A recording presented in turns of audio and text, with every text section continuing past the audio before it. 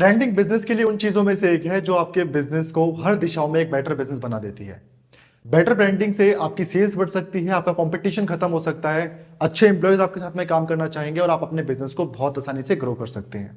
तो इतने सारे बेनिफिट होने की वजह से ये बहुत इंपॉर्टेंट हो जाता है कि आप भी अपने बिजनेस को एक ब्रांड के रूप में स्टैब्लिश करें। लेकिन इसको करना कैसे है, आइए समझते हैं इस वीडियो में। सबसे पहले समझते हैं कि एक ब्रांड होता क्या है। देखिए, आपकी मेजॉरिटी ऑफ कस्टमर आपके बिजनेस या प्रोडक्ट के बारे में जो सोचते हैं या जो दूसरों से कम्युनिकेट करते हैं, इसी को ब्रांड बोलते हैं। जैसे कि लोगों का एक व्यक्तित्व होता है, उसी तरह से बिजनेस का एक ब्रांड होता है। कई लोग सच्चे और ईमानदार होते हैं, इसी तरह से कई बिजनेसेस कस्टमर सेंट्रिक होते हैं। यहाँ पर एक चीज इंपॉर्टेंट है समझने के लिए कि आप अपने बिजनेस या प्रोडक्ट के बारे में जो चीज सोचते हैं वो ब्रांड नहीं होता, बल्कि आपके कस्टमर आपके बिजनेस के बारे में क्या सोचते हैं वो ब्रांड होता है। तो अगर आप भी सोच रहे हैं अपने बिजनेस को एक ब्रांड के रूप में स्टैब्लिश करना, तो आपको अपने आप से कुछ बेसिक क्वेश्चंस के आंसर लेने होंगे। जैसे कि सबसे पहले आपको डिसाइड करना है कि आपका ब्रांड प्रॉमिस क्या होगा। इसका मतलब ये कि अगर आपसे कोई कस्टमर कोई चीज परचेज करता है तो आपसे क्या एक्सपेक्ट कर सकता है। क्या आपका जो प्रोडक्ट है वो सबसे सस्ता या सबसे किफायती होगा, या फिर आपकी कस्टमर सर्विस सबसे ज्यादा एक्सीलेंट होगी। और ये जो ब्रांड प्रॉमिसेस है ना, ये आप बड़े बड़े ब्रांड्स के एडवर्टीजमेंट में देखते होंगे। जैसे कि फेविकॉल के ऐड में वो दिखाते हैं कि फेविकॉल एक रिलायबल एडेसिव है जिसके ऊपर हम आंख बंद करके भरोसा कर सकते हैं। तो आपको भी अपना ब्रांड प्रॉमिस कुछ इसी तरह से सोच के डिसाइड करना है, और ये बहुत इंपॉर्टेंट स्टेप है। इसके बाद में आपको अपने टारगेटेड कस्टमर को डिसाइड करना है। देखिए, ज्यादातर बिजनेसमैन ना यहाँ पर बहुत बड़ी गलती करते हैं कि वो हर किसी इंसान को अपना प्रोडक्ट सेल करने की कोशिश करते हैं। और अगर आप सोचते हैं कि हर कोई इंसान ही आपका कस्टमर है, तो असली में आपका कोई कस्टमर है ही नहीं।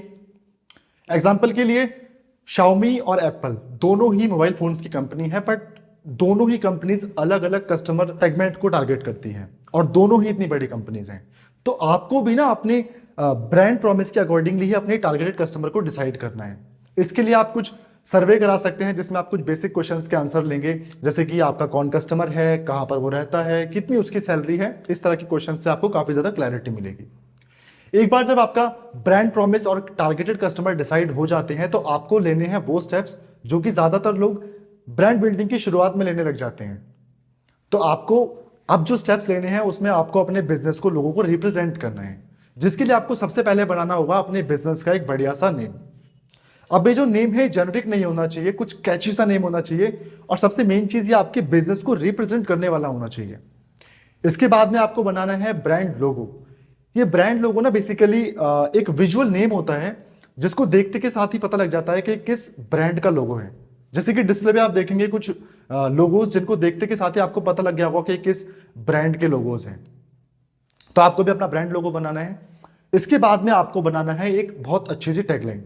ये टैगलाइन बेसिकली आपका जो ब्रांड प्रॉमिस होता है इसको आपके कस्टमर तक डिलीवर करती है। जैसे कि LIC की टैगलाइन है, जिंदगी के साथ भी जिंदगी के बाद भी। तो सुनते के साथ ही पता लग जाता है कि हम LIC से क्या चीज एक्सपेक्ट कर सकते हैं। तो जब आपका ब्रांड नेम, ब्रांड लोगो और टैगलाइन रेडी हो जाती है, इसका मतलब यह कि आपका जो ब्रांड है वो एक मार्केटिंग के लिए रेडी हो चुका है।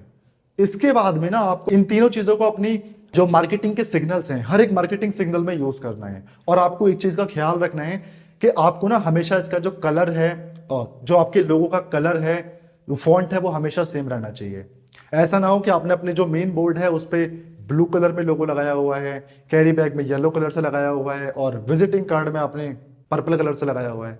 तो ऐसा आपको बिल्कुल भी नहीं करना है, क्योंकि ब्रांड हमेशा एक कंसिस्टेंसी से बनता है।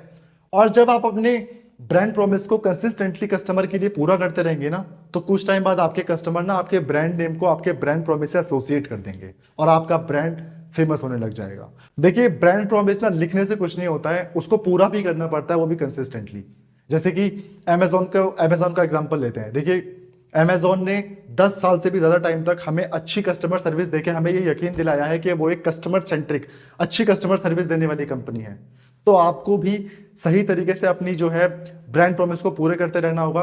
अगर आप अच्छी कस्टमर सर्विस देने वाला ब्रांड बनाएंगे, तो आपको कस्टमर को अच्छी सर्विस देनी ही पड़ेगी, तभी आपका जो ब्रांड है वो एक अच्छे ब्रांड के रूप में स्टैब्लिश होगा। तो आई होप इस वीडियो में आपको ब्रांड बिल्डिंग की अच्छी अंडरस्टैंडिंग मिली होगी। अगर आप मुझसे अपने बिजनेस के बारे में बात करना चाहते हैं, तो नीचे दिए गए लिंक पर क्लिक करके अपनी डिटेल्स को ऐड कर सकते हैं। मैं जल्दी आपसे कांटेक्ट करने की कोशिश करूंगा। मिलते हैं अगली वीडियो में, जहां पर हम सीखेंगे कुछ नया। Thank you so much for watching this video. Good bye, take care.